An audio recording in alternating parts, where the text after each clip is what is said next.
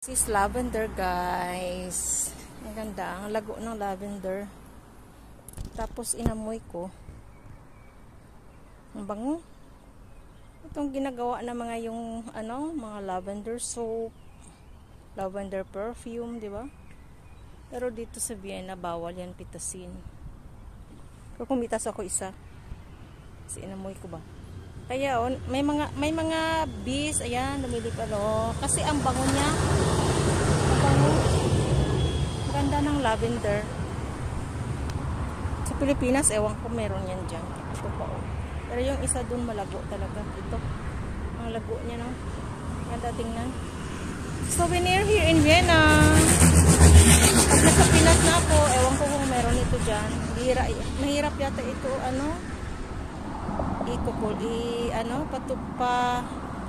i-culture ba? Hindi ko lang alam kung mabuhay ba ito dyan sa sa lupa natin. Ang ganda niya. Ang ganda. Lavender.